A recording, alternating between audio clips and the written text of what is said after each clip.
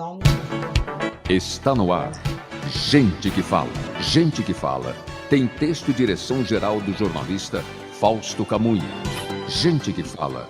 Reúne de segunda a sexta-feira formadores de opinião para discutir as principais notícias do dia. Gente que fala.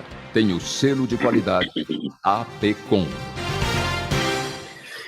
Olá, boa tarde. O programa Gente que Fala está começando pela UOL-TV, a TV da internet e também pelas redes sociais, Instagram, Facebook, o nosso canal no YouTube, tudo à sua disposição para você acompanhar a nossa jornada de hoje. Quero você curtindo, comentando, compartilhando a nossa transmissão até a 1h da tarde. Eu sou o Mauro Friesman.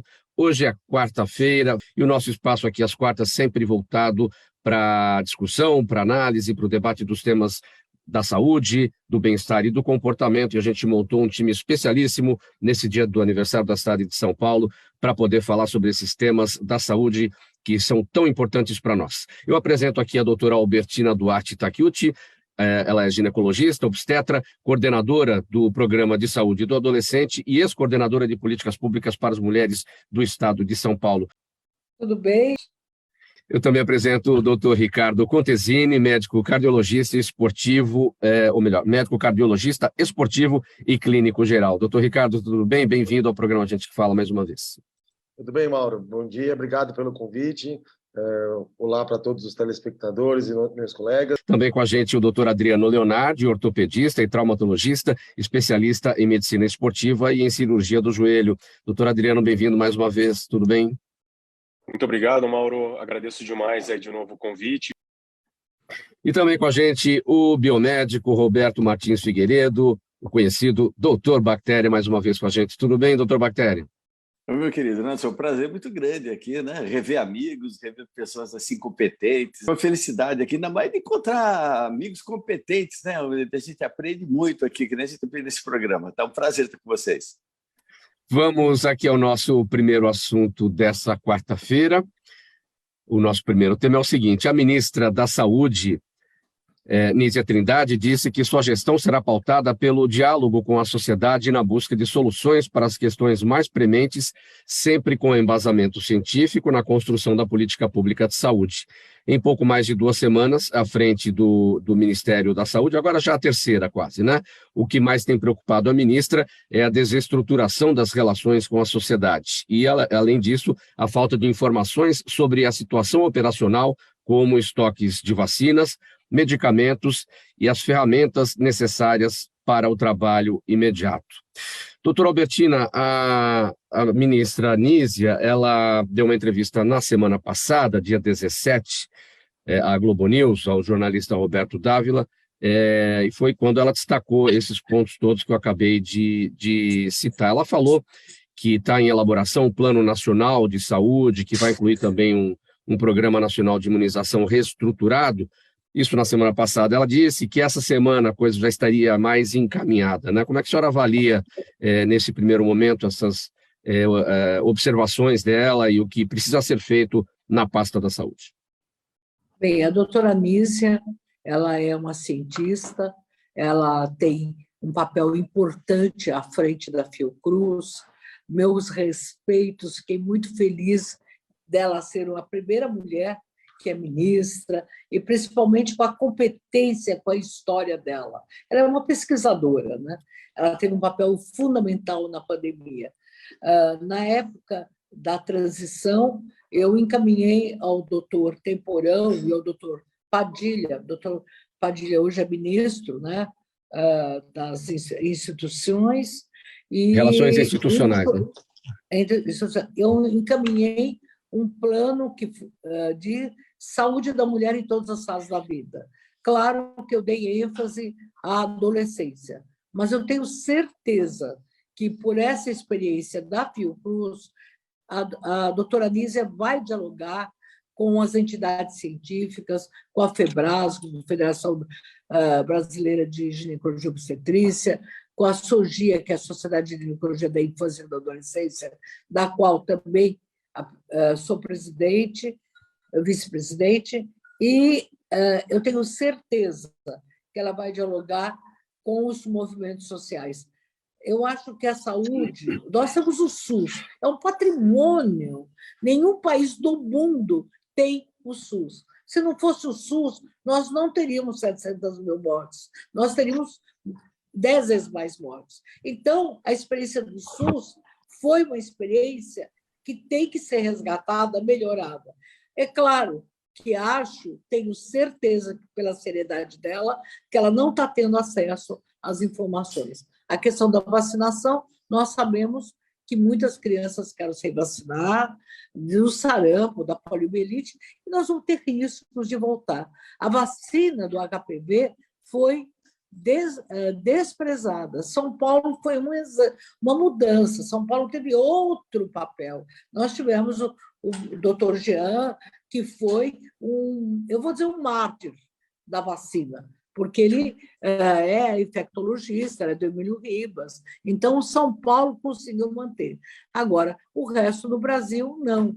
Então, todo o meu apoio à doutora Nízia, à professora Nízia, contar comigo, com a experiência de São Paulo. Eu vou convidá-la agora para fazer parte da comemoração da prevenção da gravidez na adolescência em fevereiro, e eu tenho certeza que, do jeito que ela dedica a vida a isso, ao estudo e à pesquisa. Então, eu tenho muita certeza que nós vamos ser bem representados, as mulheres, e o Brasil vai ter uma grande ministra.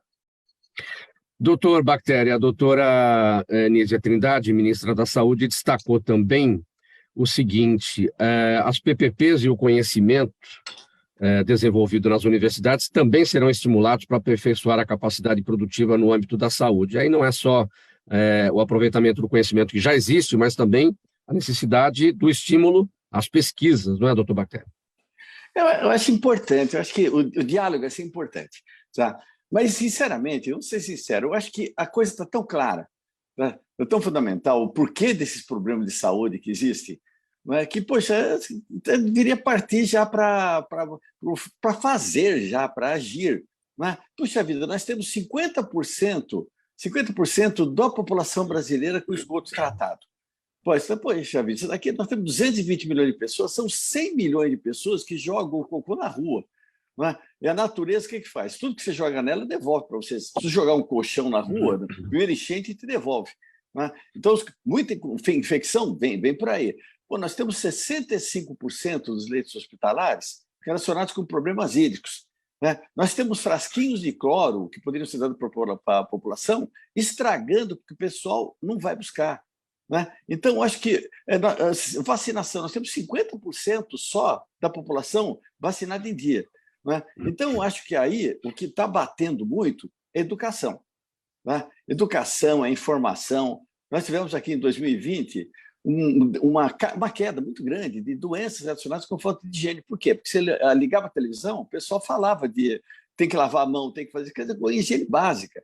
Mas quando eu era garoto, tinha uma cadeira que falava que era chamada de higiene na escola. Essa cadeira não existe mais. Né? Poxa, não, o pessoal que é um pouquinho mais de 30 sabe disso. Essa cadeira de higiene, isso é um pessoal o quê? A escovar o dente, tomar banho. Não é? Não precisa saber isso. Gente, ninguém sabe escovar o dente, ninguém sabe tomar banho, ninguém sabe fazer a coisa correta, porque ninguém ensinou. Né? Depois a gente liga a televisão, vê tanta coisa, tanta bobagem, tanta isso, internet, esse negócio, e não vê matérias relacionadas com lavagem da mão do mesmo jeito que tinha em 2020. Né? Eu acho que uma política voltada para a saúde tem que estar relacionada e andando em paralela com a política relacionada com a educação do povo. Doutor Adriano, outro ponto destacado aqui também pela ministra Nízia Trindade, ela fala sobre a necessidade de olhar para as experiências em curso em vários países e avançar na realidade da saúde brasileira a partir desse olhar sobre outros países. E um dos exemplos citados por ela é o uso da cannabis medicinal, já adotado em diversos lugares para tratamento de epilepsia, Alzheimer e síndromes congênitas em crianças. O seu olhar sobre essa declaração? Então, na verdade, está entrando agora, né, o uso da cannabis, na minha área, muito para dor, né? Então, a gente toma uma série de cuidados, porque existe um fomento muito grande da indústria farmacêutica e, às vezes, pode não ser tão bom quanto se imaginava. Eu sou um pouco cauteloso com relação a isso em uso em ortopedia. A gente costuma brincar, né, quem publica, né, quem estuda e quem publica faz artigo científico, que cada remédio que a gente passa para cada paciente é uma experiência nova. Apesar de hoje os remédios entrarem com 7 degraus, né, até a gente chegar numa evidência científica para colocar, para vender, para ir para a farmácia, eu acho que valeria a pena esperar pelo menos uns 5 anos aí para começar a ter uma ideia sobre o uso da cannabis em qualquer coisa que seja, para dor ou para epilepsia, por exemplo. Essa é a minha opinião. Doutor Ricardo Contesini, a sua avaliação sobre tudo isso que a gente está analisando, debatendo. A ministra da Saúde, ela quer políticas com embasamento científico, numa mudança geral de cenário em relação ao que aconteceu no governo anterior. Sabe, Mauro, eu acho super importante a gente basear a medicina em ciência, né? Eu acho que isso é uma atitude muito importante, porque senão fica uma coisa mais ou menos que jogada, como a gente diz, né? Então você tem que ter uma base científica para poder implementar algumas políticas. Eu achei super interessante o que a doutora Albertina falou, porque o SUS ele é o sistema de saúde mais inclusivo do mundo. Apenas no Brasil, qualquer pessoa, não importa se ela é brasileira, se não é, renda, se paga imposto, se não paga imposto, ela tem direito universal ao atendimento médico. Então, sim, a gente tem que estimular o SUS, porque o SUS é o sistema de saúde mais inclusivo do mundo, né? Isso é super importante. Em relação à questão das vacinas, o brasileiro ele já está acostumado a vacinar, e isso é uma coisa que a gente tem que utilizar. É uma das populações que mais vacina no mundo. Os movimentos anti-vacinas no país são muito embrionários e pequenos, então isso é uma coisa que o governo deveria se utilizar para poder vacinar o maior número de pessoas possível. Eu acho um absurdo a gente hoje na cidade de São Paulo não ter todas as crianças, por exemplo, vacinadas. É o maior índice da federação, mas é importante que a gente continue estimulando, e não só os infectologistas, mas os clínicos gerais, mas os ginecologistas, os pneumologistas, incentivar essa vacinação, porque sim, ela está disponível e a gente sabe qual é o grau de segurança dessas vacinas, exatamente baseado em questões científicas. Então é super importante esse estímulo e essa atitude em relação governamental. Quanto ao uso da cannabis, concordo com o Adriano, eu acho que toda medicação que vai entrar no público, né, que vai ser utilizado de forma pública, a gente deve esperar um pouquinho para saber quais são os efeitos colaterais e até que ponto a gente pode confiar. É super importante, principalmente em questão da neurologia e da epilepsia, a gente já tem alguns resultados bem favoráveis com o uso da cannabis, sempre lembrando que a medicação ela não tem nenhuma correlação com a droga em si, que é rica em THC, que é uma substância que traz os efeitos deletérios. A cannabis medicamentosa ela tem que apresentar um nível muito baixo ou zero de THC, então isso é uma coisa que a gente tem que explicar para a população, mas existem alguns resultados promissores, principalmente nessa parte de neurologia e de epilepsia. Mas concordo plenamente que a gente tem que esperar para ver, né? A gente tem que esperar a utilização dela em larga escala, num grande número de pessoas, para a gente exatamente saber como que vai se comportar em relação ao tratamento da população. A neurologia é a área que mais tem usado a cannabis, que tem feito aí as suas aplicações? Sem dúvida, né? Ela tem, além de ela ter um efeito analgésico, como disse o Adriano, a cannabis ela tem um efeito antiepilético, ela consegue diminuir o número de crises, principalmente em crianças. Então, os resultados são bastante promissores, né? Então, principalmente naquelas crianças que elas não tinham um controle com as medicações que a gente tinha disponibilizadas, algumas delas estão tendo algumas respostas bem interessantes com o uso da cannabis. Mas, Mauro, sempre lembrando, procure seu médico, procure seu neurologista, saiba se é o caso do seu filho ou da sua esposa ou de alguém da sua família, para saber se tem a indicação do uso, né? Mas ele apresenta alguns efeitos promissores, tanto na questão da epilepsia, quanto na questão do Parkinson e na questão da analgesia. Vamos seguir aqui para mais um tema, nessa edição do programa Gente que Fala de quarta-feira, sempre com as questões da saúde, do bem-estar e do comportamento. Estamos aqui pela UTV, a TV da internet, e também pelas nossas redes sociais, Instagram, Facebook e o nosso canal no YouTube. Doutora Albertina Duarte, o Brasil é um país em que, culturalmente, mulheres jovens são mães. Em 2021, 40% dos 2.600.000 brasileiros nascidos vivos eram filhos de mães de até 24 anos de idade. Olhando para uma faixa etária ainda mais específica, a de crianças e adolescentes grávidas abaixo dos 14 anos, foram 17.415 bebês nascidos vivos no país num único ano.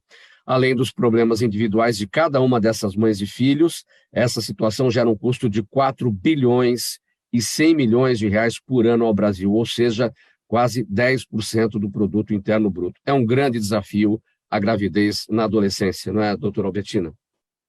É um grande desafio, porque se nós temos num país 17 mil crianças de 10 a 14 anos sendo mães, nós temos 34 mil crianças de 10 a 14 com mais crianças, né? Então, 400 mil é um número de mães de 10 a 20 anos, 800 mil, quase 1 milhão de pessoas. Se nós temos, em um ano, 1 milhão de pessoas vulneráveis, porque é a gravidez da adolescência, imagina em 6 anos nós temos 6 mil. Quer dizer, é um país que nasce todo ano, cada 6, 7 anos, dentro de um outro país.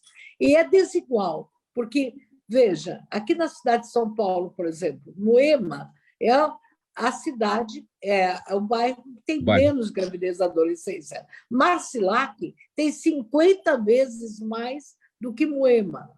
Parreneiros é o segundo, nós vamos ter Brasilândia. Então, a gravidez da adolescência escancara a desigualdade. Mulheres adolescentes negras têm praticamente o dobro da gravidez das adolescentes brancas.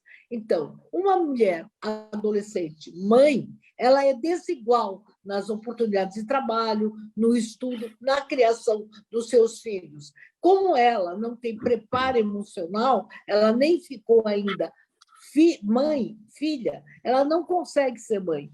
Então, ela produz crianças desiguais, dependentes e vulneráveis. Então, o Estado tem que ter muita atenção para as crianças dessas meninas que engravidam, inclusive prevenir uma segunda gravidez, porque toda mulher que engravida de 10 a 14 anos tem um risco, em 2 anos, de metade praticamente voltar a engravidar. Uma menina de 17 anos com 2 filhos, ela está fora do mercado de trabalho. Então, é uma das metas do milênio, é um dos objetivos do desenvolvimento sustentável, é um dos compromissos do Brasil reduzir a gravidez na adolescência.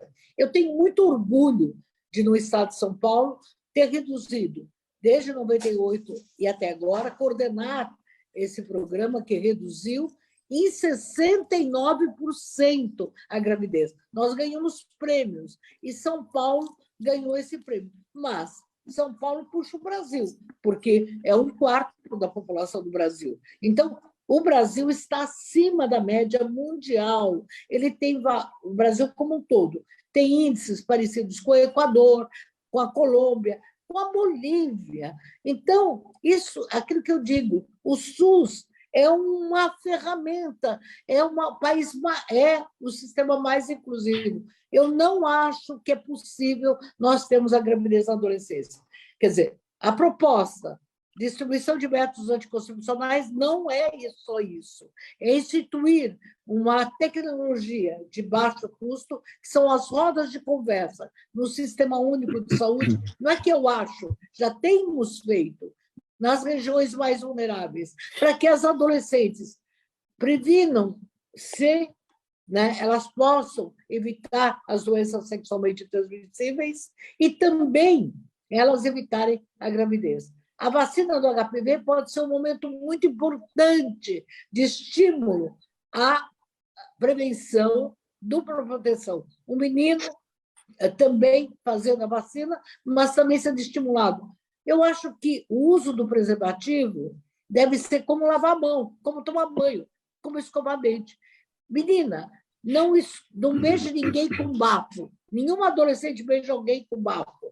Todo mundo gosta de perfume, todo mundo gosta de escova de dente quando vai num baile, qualquer que seja, da periferia ou do nível social mais alto. Então, usar preservativo é como escovar o dente. Não use aquela que não chegue perto de alguém que não tenha preservativo, porque ele tem bafo.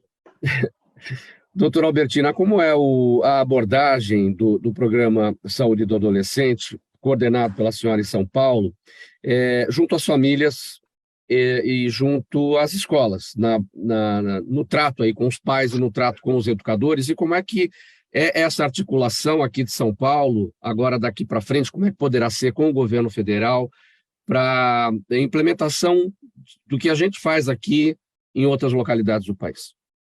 Olha, eu estou esperando muito que haja uma grande articulação.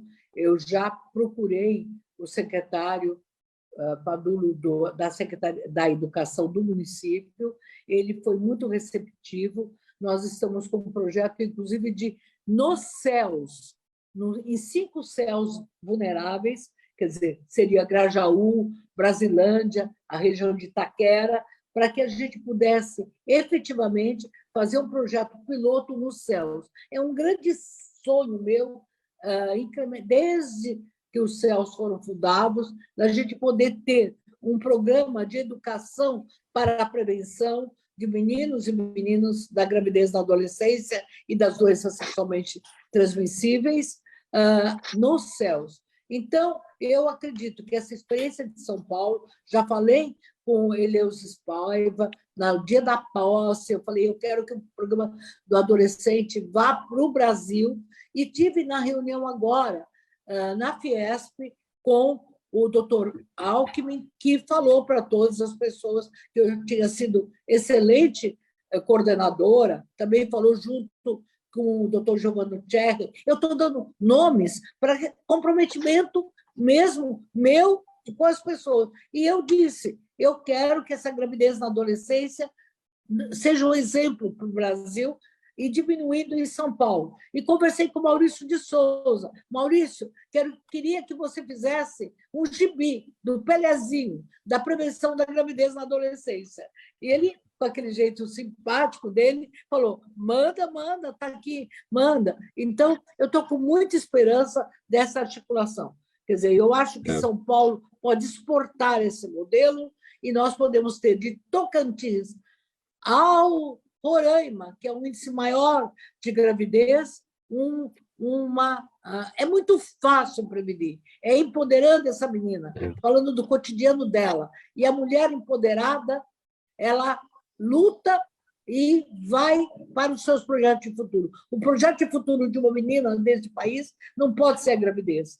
Não pode. Sim. A gravidez na adolescência escraviza uma menina adolescente. E excelente essa ideia na sua conversa com o Maurício de Souza a respeito do gibi, do Pelezinho, para que essa temática venha também por meio do Pelezinho, uma vez que o Pelé sempre falou da preocupação dele com as crianças, desde quando ele era adolescente e começou a jogar futebol e se tornou o ídolo de todos, e sempre na defesa aí, das crianças. Vamos aqui para o próximo tema. Ricardo Contesini, doutor Ricardo, os exercícios físicos trazem vários benefícios para a saúde física e mental, e para quem tem insuficiência cardíaca não é diferente. É uma condição que torna o coração incapaz de bombear o sangue em quantidade suficiente para todo o corpo, prejudicando o funcionamento de vários órgãos. Segundo especialistas, porém, a prática de exercícios contínuos e prolongados pode trazer um condicionamento muscular através da modulação das proteínas, levando à hipertrofia e à melhora nas ações das fibras, inclusive as cardíacas. Então, vamos destacar aqui sobre essa relação de exercícios contínuos e prolongados para o bom condicionamento cardíaco, muscular, né? Mauro, inclusive a gente já conhece, né, que a atividade física ela é capaz de prevenir inúmeras doenças e baixar muito o nível de mortalidade, né? Então, eu não falo apenas na insuficiência cardíaca, mas também diminui vários tipos de câncer, né, da incidência de vários tipos de câncer, controla diabetes, controla hipertensão, controla a artrose, que depois eu acho que o doutor Adriano vai dizer, ou seja, você faz vários controles clínicos diminuindo a mortalidade. Então, a atividade física, ela não deve ser feita uma coisa esporádica de final de semana, né? Ela deve ser incorporada no seu dia a dia. A Organização Mundial de Saúde e o Colégio Americano de Medicina Esportiva, ele preconiza 150 minutos de atividade física por semana. Então, eu acho interessante a gente colocar esse número, porque fica mais palpável para a pessoa entender como que deve ser realizado isso, né? Meia hora por dia, né? Seria 30 minutos por dia, exatamente. né? Então, isso já traz uma diminuição importantíssima no impacto da mortalidade, né? Você diminui muito a mortalidade. Então, a gente tem que estimular a prática de exercício pelo menos 30 minutos por dia de forma moderada. E aí, Mauro, eu não estou dizendo que você tem que correr uma maratona, eu não estou dizendo que você tem que fazer um triatlon, eu estou dizendo de uma caminhada, né? E para aquelas pessoas que não têm esse costume, eu costumo fazer uma regrinha básica que eu acho que é super interessante para a população, que é andar 1 quilômetro a cada 10 minutos, né? Então, você arruma um lugar plano. Se você andar 1 quilômetro a cada 10 minutos, então, se você vai andar 30 minutos, tem que andar 30 quilômetros, 3 quilômetros. Por que isso é importante? Porque não é um nível de atividade física muito intenso, e isso faz sim que você melhore a sua capacidade aeróbica e também diminua o risco de problemas cardiovasculares. Quanto aos pacientes com insuficiência cardíaca, infelizmente a insuficiência cardíaca hoje é a doença do coração que mais mata no país, né? Não é mais o infarto, é a insuficiência cardíaca que vem após o infarto, que é a incapacidade do músculo cardíaco de bombear sangue para o resto do corpo, porque ele está fraco, secundário ao infarto ou secundário a algum outro tipo de doença, como a diabetes. Esse coração não consegue mais bombear o sangue como deveria. O que eu acho interessante a gente colocar e explicar para a população é que o coração é um músculo como outro qualquer. Do mesmo jeito que a gente treina o braço e o braço cresce e fica mais forte, quando você treina o coração também cresce e fica mais forte. Então, para aquelas pessoas que tiveram um problema como um infarto agudo do miocárdio, o coração está batendo mais fraco, quanto mais você exercitá-lo, mais forte ele ficará. A gente tem um mito no qual o paciente que já teve algum problema cardíaco fala: não, faça repouso, não faça muito esforço, não faça exercício físico. E deve ser exatamente o oposto. A gente tem que entrar com um programa de treinamento para esses indivíduos, para ele fortalecer cada vez mais o coração e ter menos sintomas, como falta de ar, como cansaço, como fadiga, melhora o sono, melhora a qualidade de vida, melhora a interação com as pessoas. Alguns dados são bem interessantes, Mauro, que, por exemplo, a gente já sabe que só pelo fato de você realizar uma atividade física prolongada e contínua, você aumenta em muito a liberação de endorfinas, que são os hormônios do bem-estar. Então, quem pratica atividade física é mais feliz, né? Então, isso é uma coisa que a gente vê no nosso dia a dia, a gente vê na clínica e a gente vê na população. Então, é super importante. Se você se sente bem, se você não tem nenhum problema conhecido, vai se exercitar, vai fazer algum tipo de atividade física, porque isso vai te dar, vai prolongar não só a quantidade de vida, como vai melhorar também a qualidade. Há uma necessidade de mudança de foco, porque as pessoas vão para a atividade física pensando na parte estética. Então, eu quero que todo mundo veja meu bíceps, meu tríceps fortalecido, aquela coisa toda. E não vai pensando no fortalecimento do músculo principal, que é o que você acabou de destacar, que é o músculo do coração. Porque o coração não aparece ali, não tem bíceps, não tem tríceps. Então, por que eu vou fazer um exercício para o coração? Vou fazer exercício para os meus braços, que é o que vai aparecer.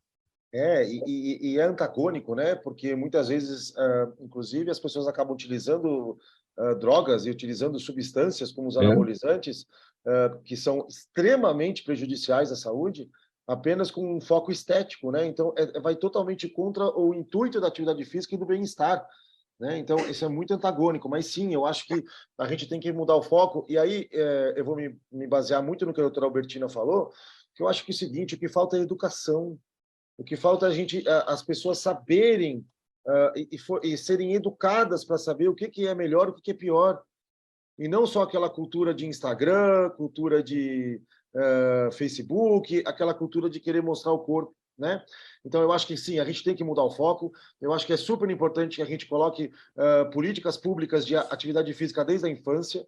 Na nossa época, Mauro, eu acho que todos somos mais ou menos de uma época em que a educação física era obrigatória nas escolas.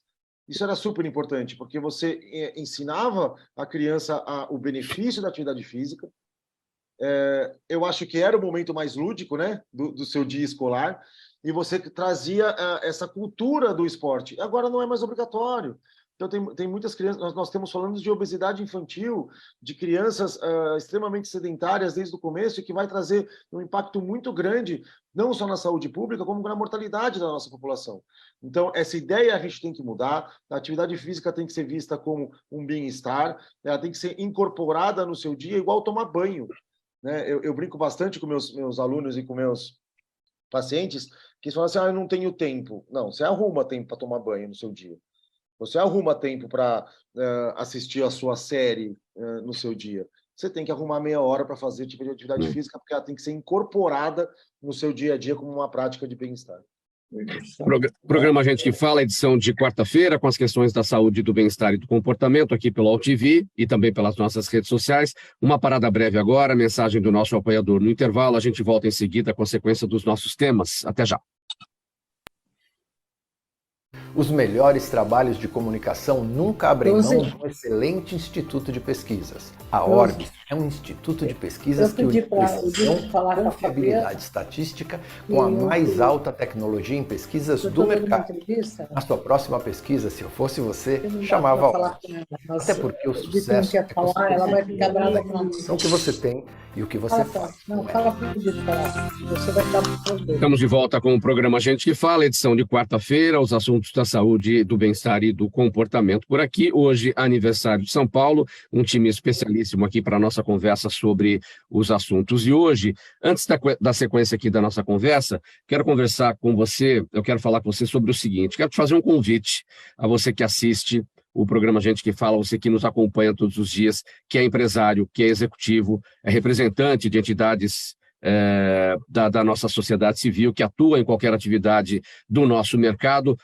Venha ser parceiro do Gente que Fala, venha anunciar com a gente, venha patrocinar aqui o nosso programa. A gente está há 21 anos no ar, a gente atinge um público do mundo inteiro, sempre debatendo as principais questões do dia a dia, trazendo os assuntos da política, da economia, da cultura, enfim, tudo que é importante, tudo que ajuda na formação, que contribui para a formação de opinião do nosso público, passa aqui pelos nossos debates, passa aqui pela nossa análise, é o que a gente está fazendo hoje aqui com os nossos especialistas na área da saúde. Então, venha participar junto com a gente desse projeto, trazendo a sua marca, trazendo o seu patrocínio, e para esse contato, para que você conheça aqui as possibilidades dessa parceria, o telefone é o 50 52 5555. Mais uma vez, 50 52 5555.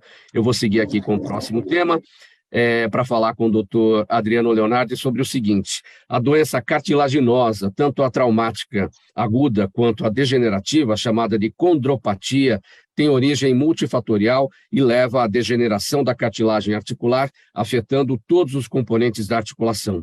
É um processo lento, progressivo e desabilitante ligado a práticas esportivas. As opções de tratamento passam pelo uso de analgésicos, anti-inflamatórios e até cortisona, sendo a mais inovadora e promissora delas a infiltração articular de ácido hialurônico, a chamada viscosupplementação. Doutor Adriano Leonardi, esse é um problema mais, de fato, ligado a quem pratica atividade física, e vamos até dar o devido esclarecimento. Então, a gente acabou de falar da necessidade de atividade física, né? E aí, mas peraí, pode ter condropatia? Não, se fizer tudo certinho, tudo vai ficar muito bem. Bom, então a gente precisa colocar algumas coisas aqui bem claras assim com relação à atividade física e à artrose. A artrose, que é o desgaste da cartilagem, todo mundo vai ter. Se você começar a olhar aquela linha de chegada de corrida de rua, aqueles senhores que chegam e que pegam medalha muitas vezes de 70, 75 anos, até extremos aí de 80, todos têm artrose. Então todos nós vamos ter artrose. Eu falo até no consultório que eu quero ter artrose, só assim eu vou ver meus filhos, netos, etc., crescendo. O que tem que ficar claro é a atividade física. Alguns estudos bem interessantes saíram nos últimos anos, que a atividade física bem planejada, realizada dentro dos limites fisiológicos, ela reduz a taxa de degradação cartilaginosa. Quem tem a artrose mais rápido e tem sintomas são pessoas sedentárias. E antigamente se achava o contrário. A gente tem dois extremos. Aquele cara que vai jogar um futebol de final de semana, por exemplo, e não se condiciona. Ele rompe o ligamento cruzado, rompe o menisco, ele acaba sendo operado e ele tira um pedaço de menisco, por exemplo, esse cara acelera demais a artrose dele e muitas vezes acaba sendo submetido a cirurgias maiores, uma prótese de joelho, por exemplo. Mas você pega uma pessoa que faz, como o Ricardo falou, uma boa prescrição de atividade física, esse cara degrada menos cartilagem, segundo diversos estudos bem interessantes, de nível de evidência muito alto. Então, eu estimulo para todos os pacientes que tem um desgaste na cartilagem, atividade física. Mas falando do ácido hialurônico, ela é uma molécula que foi desenvolvida nos anos 80, agora está muito em moda, né, porque é feito esteticamente também. Apesar de ser o mesmo nome, não é a mesma molécula que a gente injeta dentro da articulação e que preenche rosto, etc. Quando ela foi criada nos anos 80, a ideia era só lubrificar a articulação, era só fazer com que a articulação deslizasse melhor. Ao longo do tempo, foi percebido que uma molécula modificada ela tinha efeito anti-inflamatório e anticatabólico na cartilagem. Então, ela é utilizada hoje no tratamento dessas doenças. O que tem que ficar claro é o seguinte: quando a gente vai infiltrar um paciente com uma artrose ou uma doença cartilaginosa, não dá para a gente só contar com infiltração articular. A gente precisa pegar essa janela de melhoria, fazer um bom trabalho de fortalecimento muscular e prescrição de atividade física. Porque aí, às vezes, aquela pessoa que ela infiltra e ela fica o resto da vida bem, não precisa mais ficar infiltrando todas as vezes. Esse negócio de voltar mais que uma vez ao ano para infiltrar, pelo menos na minha concepção, pensando em bom senso médico, eu não gosto. Se eu pego um paciente jovem, infiltrei e não melhorou, eu reviso o diagnóstico e aí, se realmente a gente vê que a doença dele é um pouco mais avançada, eventualmente vai com tratamento cirúrgico. A condropatia é artrose, a doença cartilaginosa, que a condropatia é artrose? Então, conceitualmente, condropatia é doença da cartilagem. A gente tem a cartilagem, ela tem 4 camadas, né? Um tecido avascular, com um grande colchão, e o início da doença, quando a gente começa condropatia grau 1, grau 2, grau 3, grau 4, é uma doença cartilaginosa que vai avançando, e o estágio que a gente chama de artrose é quando aquele osso que está logo acima da cartilagem, que tem o nome médico de osso subcondral, quando ele, entre aspas, morre. Quando você já não tem mais vitabilidade. Aí você começa a ter alterações nos exames de imagem, que a gente chama de bico de papagaio, esclerose óssea, etc. Só um instantinho, doutor Adriano. Doutora Albertina, a senhora pode fechar o seu áudio um instantezinho? Doutora Albertina, enquanto a gente segue a conversa. Isso. Vamos lá, doutor Adriano. Não, tranquilo. Então, dando sequência, às vezes, quando você tem aquele osso logo abaixo da cartilagem morto, entre aspas, né, osso subcondral esclerótico, a gente não consegue mais reverter a doença. A gente não consegue mais regenerar a cartilagem, nem com ácido hialurônico, nem com tratamento cirúrgico. E aí a gente já chama conceitualmente de artrose ou osteoartrite na linguagem americana. E artrite e artrose são problemas diferentes? Na verdade, conceitualmente são a mesma coisa. É que a artrose é o desgaste da cartilagem, a artrite, que é a doença da articulação, ela pode ter um fator, por exemplo, como a artrite reumática, por exemplo. Então, pode ter um fundo reumático. Por que as mulheres sofrem mais desses problemas do que os homens? Artrite, então, especialmente. Existem algumas teorias, né? Primeiro, o formato do joelho da mulher, o dissincronismo da mulher caminhando entre o quadril e o joelho, ao longo do tempo vai fazendo contato normal da superfície cartilaginosa, e existe uma teoria mecânica de que essa biomecânica ruim, entre aspas, do joelho da mulher acelera muito a degeneração. E tem sido estudado fatores hormonais e fatores genéticos bem interessantes. Parece que o gene da osteopenia, da osteoporose, está ligado à aceleração da artrose. E a queda do estrógeno, eu estava agora no Congresso Mundial de Cartilagem, eles apresentaram um trabalho da queda do estrógeno sendo ligado à aceleração da artrose. E tem sido pensado na possibilidade da modulação hormonal com estrógeno, reposição hormonal, na prevenção da artrose. É muito precoce ainda, mas na prevenção da artrose. Sim, muito se fala na necessidade da modulação hormonal, da reposição hormonal para diversos outros aspectos. Essa é uma possibilidade aí em estudo. Sim, está em estudo. Na verdade, assim, tem muita coisa em estudo, a própria célula-tronco, tem muita coisa que estão saindo alguns estudos, mas eu recebo muito paciente no consultório perguntando de modulação hormonal, de célula-tronco. A gente ainda está muito distante de uma realidade da gente conseguir realmente, efetivamente, colocar alguma coisa que venha interferir na artrose. E lembrando, como o Ricardo falou, a modulação hormonal ela é perigosa. Ela traz uma série de efeitos colaterais e hoje em dia ela está muito na moda porque ela traz uma beleza, né, que aparece muito nas redes sociais. Não estou falando de estrógeno, mas de outros hormônios.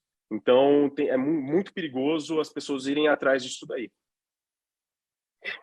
Muito bem, vamos seguir com mais um tema aqui no programa Gente que Fala, edição de quarta-feira, sempre falando de saúde, de bem-estar e do comportamento. Nossa bancada de especialistas hoje nessa comemoração de aniversário da cidade de São Paulo, feriado hoje aqui em São Paulo. Doutor Bactéria, a questão agora é a seguinte: depois de uma faxina, sentir a casa limpa traz conforto e uma sensação de alívio, não é verdade? Só que nem sempre as coisas são como parecem, porque itens bem sujos costumam passar despercebidos todo o tempo. E essa lista inclui a esponja de lavar louças, paninho de pia, os celulares, os aparelhos eletrônicos como computadores, tablets, mouses e os calçados, os sapatos, né, quando a gente entra em casa, aos quais as pessoas dão pouca atenção e muitas vezes nem sabem quais são os cuidados necessários para que tudo isso fique limpo e higienizado. É muita coisa passando aí ao largo dos olhos, hein? Sem a gente perceber, doutor Bactéria. Realmente é muita coisa, né? Primeiro, porque a pessoa fazer uma limpeza adequada em casa precisa cuidar da artrose, da artrite, né? Precisa cuidar de tudo isso daqui, senão não vai conseguir fazer uma limpeza adequada, né? Precisa estar bem fisicamente, né? E depois disso daqui, a pessoa saber comprar, né, os produtos, né? Saber comprar os produtos, que normalmente a dona de casa ela chega no supermercado, que ela fala, ela pega um produto, abre, cheira e fala, isso é bom. Por que é bom? É jasmim. Gente, bactéria não tem nariz, né? Então vai.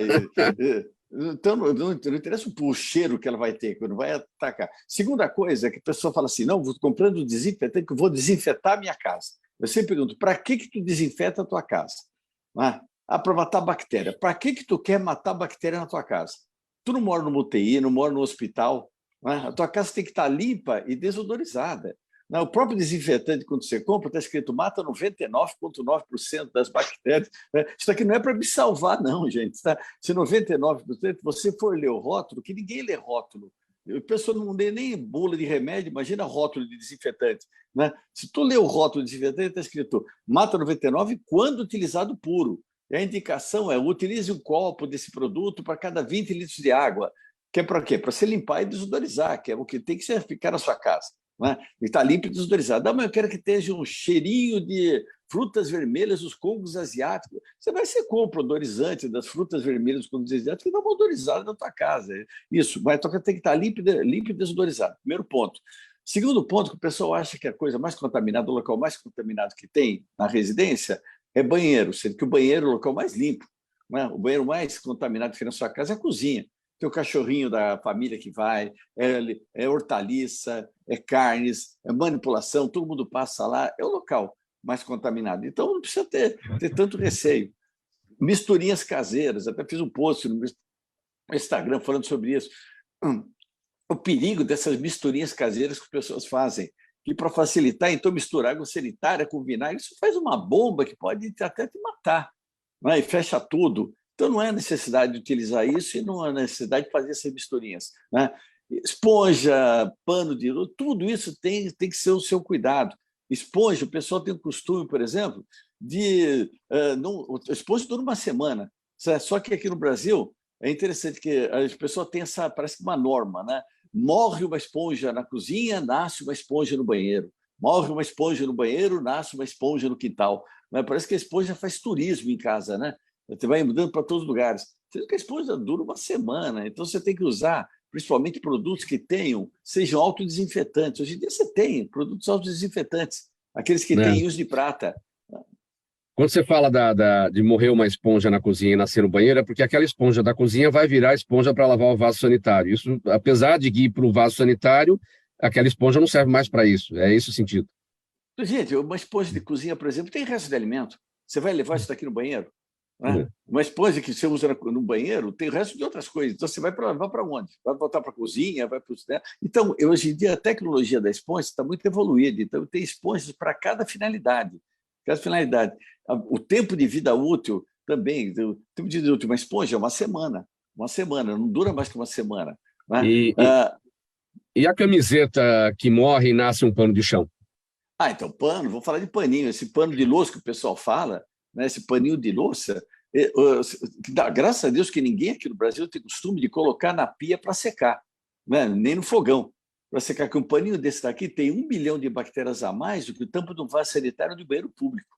Né? E o pessoal usa para passar num prato, nisso. Então, o prato tem que secar no ambiente, no escorredor. Aquele paninho é mais para limpeza de mãos, só. Limpeza de mão, para enxugar a mão, depois se desinfeta e coloca na máquina de lavar roupa, nunca diretamente na máquina de lavar roupa, né? Você falou de sapato. Sapato é outra coisa. As pessoas estão pisando lá fora em cocô de cachorro, cocô de pombo, óleo diesel, terra. Você vai trazer isso em casa. Então, coloca um capacho na entrada da sua casa. Só se você colocar um capacho de vinil que seja lavável, você diminui 85% da contaminação que você traria em casa. E tira o sapato, vamos virar meio oriental. Esse daqui. Deixa o sapato em casa. E olha, gente, uma coisa que a gente não pode abrir mão. Se você for no hospital, a dona Albertina, que vai todo dia no hospital, a pessoa que vai todo dia no hospital. Se você for no hospital, gente, obrigatoriamente a sola de sapato tem que ser desinfetada, ou num cemitério também, tem que desinfetar. Você está trazendo coisa para a tua casa. Mas eu não tenho criança, mas tem cachorrinho, você mesmo passa. Então, temos que ter alguns hábitos de higiene, né? Você falou de celular também, né? Celular. Porque o celular você está lá digitando, daqui a pouco você passa a mão nos olhos, você vai falar, coloca no ouvido, aí encosta no rosto. Como é que desinfeta o celular? Não, principalmente celular, gente. Celular, graças a Deus também, vão levantar a mão para o céu, que ninguém tem costume de levar o celular no banheiro. Não é? Ninguém, verdade. Ninguém tem esse costume. Mas que se tivesse, seria terrível. Tem gente que vai no banheiro, guarda o celular, sai, lava a mão, pega o celular e sai. Perfeito. Para que lavou a mão? Não é? Então, o celular também está contaminado. Você precisa higienizar, precisa desinfetar. Então, a gente parte do princípio seguinte, que água é inimigo do aparelho eletrônico. Então, você não pode usar nada que tenha água, né? Água e detergente não pode. O álcool 70, o álcool gel, ele tem quase 30% de água, então não pode. Então, você só usa um álcool chamado álcool isopropílico, que você compra na internet. Você pega um lenço de papel e molha, que tem gente que joga o álcool direto no aparelho. Gente, você não mata germe por afogamento, tá? Você mata só pelo contato que você faça nele. Uma vez por dia é suficiente. Então, são hábitos higiênicos que as pessoas têm, mas que vão contra alguns hábitos que elas já tinham. Tá? O problema não é que os bons hábitos eles causam menos trabalho que os bons hábitos. O problema é mudar o hábito. Tá? Por exemplo, eu vivo falando, o pessoal não arruma a cama na hora que se acorda. Tá? Não, são coisas que as pessoas fazem que levam aquela umidade do corpo para isso. Então, dá menos trabalho, mas as pessoas se revoltam. Não lava carne, não lava frango, não lava arroz. Dá menos trabalho, porém as pessoas se revoltam porque vai contra um hábito que ela já tinha há muito tempo. Então, o problema está na educação aqui, de mudar o hábito da pessoa, o hábito errado. Quando o rótulo desinfetante traz que mata 99,99% das bactérias, o que acontece com aquele 001? Eu falo que é para sobrar eu, pelo menos, né? Que senão vou matar todo, não sobra ninguém. Né? Então, esse 99 é quanto. Sabe o que tem? A metodologia de laboratório, você não pode falar que é 100%. Então, quando não sobra nada, você coloca 99,9%. Mas se você vai ler no rótulo, é quando utilizado puro. Só que a recomendação puro é quando? Se você utilizar num pano de prato, né? Num jaleco de um médico que atendeu, você aplica antes de levar para uma máquina de lavar, para não contaminar. Então, para utilizar diretamente na sola de sapato. Então, isso você desinfeta. Agora, a tua casa é para usar o quê? Para desodorizar, né? Esses pinhos da vida, para dar um odorzinho de pinho, de jasmim. Não é o odor que está matando. A bactéria não é alérgica a odores. Tá? Então, você não precisa fazer nenhum trato disso. É só dar uma olhadinha no rótulo e que você vai ver exatamente as indicações que existem para a tua limpeza da tua casa. Doutora Albertina Duarte, vamos falar sobre o seguinte: a rotina de várias influenciadoras na internet começa bem parecida. Elas entram nas redes sociais, tomam café, mostram o dia a dia. Logo pela manhã, exibem seus hábitos e rituais propagandeados como saudáveis. Entre os mais comuns estão raspar a língua, esfoliar o corpo, ingerir colágeno e tomar um shot para a imunidade. São aqueles combinados de ingredientes funcionais, né? O shot para a imunidade. Especialistas recomendam muita cautela, pois a grande maioria dessas ações não passa de mito ou pode ser até prejudicial para a saúde. Quais são as orientações para as pessoas que seguem aí as dicas, entre aspas, saudáveis dos influenciadores digitais? Está fechado seu áudio, seu microfone, doutora. Seu microfone está fechado, doutora. Embaixo do lado esquerdo. embaixo do lado esquerdo, ali no desenho, ali no ícone do microfone. Enquanto a doutora Albertina verifica ali. Doutor Bactéria, quais são, então, os cuidados em relação a essas dicas, entre aspas, saudáveis? Qual é o alerta? É interessante isso aqui. Eu acho que o sistema de educação tem que seguir, não dá para você impor para a população. Mesmo esse fato de ouvir as pessoas e tal. A gente tem que seguir o que está exigente. Gente, o pessoal, a garotada hoje em dia, ele vê o quê? TikTok, tá? Instagram. Então, não dá para você querer impor outra coisa para eles que não seja isso. Então, a gente aproveitar esse nome chamado influencer, né? Porque muita gente influencia totalmente errado. A gente vê umas coisas aqui de nutricionistas que não são nutricionistas, de médicos que não são médicos, e dando indicações desses shots malucos, dizendo que dá uma força pior que as pessoas fazem. Não é? Então, acho que todo o sistema de educação, o sistema de informação, deveria ser utilizado também, isso que chega na linguagem dos jovens. TikTok, Instagram, tudo isso daqui que vai chegar neles. O importante é o resultado. Doutor Albertina, agora sim seu áudio está em ordem. Então, o alerta com relação a essas dicas ditas, né, entre aspas, saudáveis dos influenciadores na internet. Eu acho o grande problema hoje, os adolescentes têm uma cultura do WhatsApp, uma cultura das redes sociais. Quantas horas, né? Assim, é inacreditável. Ontem eu estava no Hospital das Clínicas, adolescentes da periferia, eu estou dizendo adolescentes do meu consultório, estou dizendo adolescentes da vida, de todas as classes sociais. Os influenciadores, eles têm um papel na educação maior hoje do que a escola e do que a família. Então, o que eu acho importante? Eu acho que está urgente que haja uma campanha dentro da educação para mudar essa situação. Quando eu falei de fazer o Pelézinho da prevenção, eu acho que tem que ter a mídia, e a gente tem que cada vez mais conquistar os influenciadores, porque o adolescente não acredita. Se o influenciador falar para comer milho com alfafa, vão comer, porque o adolescente ainda está querendo ter um par, querendo ter uma visão. E a visão dos influenciadores é muito cativante. Eu nunca vi sobre um influenciador falando, leia um livro, vai estudar, não fique de recuperação que atrapalha, né? Coma comida, ou não coma tal comida, porque você vai ficar com músculo, ou coma não sei quanto que você emagrece em 4 dias. Então, a influenciadora e o influenciador são mágicos. E a magia, ela pega muito o adolescente, porque é um período da magia. Então, eu acho que os pais têm que arrumar outras estratégias. Invadir, dizer não para o adolescente é falar sim para o risco. Então, por isso que eu estou falando das rodas de conversa. Acho que a escola tem que resgatar a roda de conversa. Por exemplo, o meio ambiente, né? É uma coisa que o adolescente gosta, mas plantar, né? Trabalhar com a planta, o tempo do crescimento de uma planta é o tempo de um amor, de um relacionamento. A planta não se planta e cresce, então o corpo também não se planta e cresce em 2 dias, 3 dias. E acho que essas comparações que eu tenho feito, eu acho que nós não conseguimos, dizendo não, os influenciadores vão continuar aí. A gente tem que montar outras estratégias. Influenciador na escola, talvez um programa Gente que Fala na escola, um programa roda de conversa na escola, no esporte.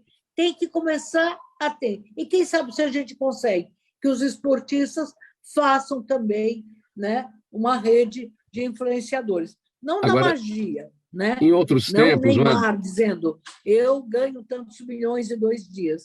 Não, dizendo, né, de hábitos saudáveis, assim. Como foi, hoje a gente sabe que o Pelé, né? Eu vi o Pelé jogar, né? Eu dei uma entrevista agora que eu vi o Pelé jogar. E eu achava que ele voava, porque eu era pequena, achava que ele voava.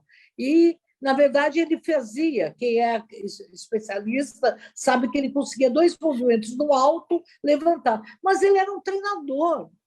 Eu morei em Santos quando eu vim de Portugal. Ele andava correndo todo dia na Vila Belmiro e o treinador ia de Volkswagen. ele acompanhava o Volkswagen. Então, essa magia que, de repente, é assim, acho que tem que retomar. Quer dizer, não dá para a gente discutir hoje com os influenciadores, eu não vou lutar contra eles, mas eu vou tentar fazer que cada um seja um influenciador na sua escola e nos programas públicos dos adolescentes. Agora, doutora Albertina, em outros tempos, ou nos nossos tempos, os nossos influenciadores eram os nossos pais, eram os nossos professores. Por que eles perderam essa capacidade de influenciar e é difícil brigar com os influenciadores digitais? Muito difícil, porque é mágico, né? Porque hoje uma criança de 3 anos já sabe apontar, tem criança de 3 anos que já sabe abrir o computador, houve uma mudança mesmo. Por outro lado, né, eu escutei ontem, estarrecida, que alguns colégios particulares, os adolescentes quebram as cadeiras, quebram a parede. Então, também, claro, que nas escolas públicas. Eu acho que aproveitar tópicos. Eu acho que o meio ambiente é um grande tópico. A água, o planeta com água, resgatar a água, a higiene. Eu também nunca vi nenhum influenciador falar toma banho, lava, né? Lava as mãos. É difícil. Na época do Covid, sim. Mas eu acho que tem que resgatar, né? Se o Felipe Neto disser, usa camisinha, senão você é um babaca que não usa, eu garanto que vai vender mais camisinha. Eu queria muito, né, que, de repente, a camisinha, o preservativo, tivesse um nome, olha aí, de time de futebol. Então, de repente, eu uso a camisinha Corinthians, São Paulo, ou Santos, e marco um gol de prevenção. Mas eu acho que isso tem que ser uma outra era. A gente tem que começar aqui, e eu tenho muita felicidade de estar aqui no Gente que Fala, porque eu acho que a mídia saudável, que eu considero vocês, ela tem um papel. Toda a mídia tem um papel. Vamos ver o que modifica o comportamento. Então, a minha felicidade de estar aqui é poder estar falando com essa liberdade que você está me dando. Pessoal, vamos colocar um ponto final nessa edição do programa Gente que Fala de hoje, que infelizmente acabou porque o tempo voou, a conversa está espetacular. Doutora Albertina, 5 segundos para a sua despedida e seus canais. Olha, o meu Instagram está aí, é doutora Albertina Duarte, né? Eu acho que a minha despedida é São Paulo, obrigada pelo seu acolhimento. Eu não seria médica na minha aldeia de Portugal. Obrigada, São Paulo. Obrigada, Brasil. Você, São Paulo, deu voz a mim, né? Então, eu quero agradecer. Quero que o São Paulo, para os meus netos, seja acolhedor. Nós temos muitos imigrantes, e, infelizmente, os imigrantes não estão sendo acolhidos como foi no meu tempo. Então, que São Paulo volte ou seja, sempre uma cidade modelo para o Brasil. Doutor Ricardo Contesini, suas despedidas e seus canais. Bem rapidinho, 5 segundos. Quero agradecer o convite. Obrigado, Mauro. É sempre um prazer, é sempre uma honra, e ainda mais com colegas de tão alto gabarito. Eu quero dar parabéns a São Paulo, né? Eu que moro aqui desde que nasci, minha família já veio, meus avós vieram, e a gente já mora em São Paulo e a gente ama tanto essa cidade. O meu legado é movimente-se, faça algum tipo de exercício, isso vai te trazer uma muito melhor qualidade de vida. Meus contatos são www.cardiologistaesportiva.com.br e também tem o da clínica, que inclusive trabalho com o Dr. Adriano, www.institutoreaction.com.br. Doutor Adriano, seus canais, sua despedida. Minha rede social, tanto o YouTube e o Instagram, é @dr de doutor.adrianoleonardi.com, Adriano Leonardi. O site é www.adrianoleonardi.com.br. Minha dica aqui para todo mundo é tratar o mais precoce a doença da cartilagem e praticar esporte. Muito obrigado. Doutor Bactéria, sua despedida e seus canais. Bom, tanto TikTok quanto Instagram e YouTube, é tudo Doutor Bactéria Oficial, DR Bactéria Oficial, né? E agradecer aqui, nossa, um prazer sempre gostoso aí ter professores maravilhosos aqui que estiveram junto comigo, que eu aprendi muita coisa com vocês todos, né? E agradecer, fazer um agradecimento muito especial aqui para São Paulo, né?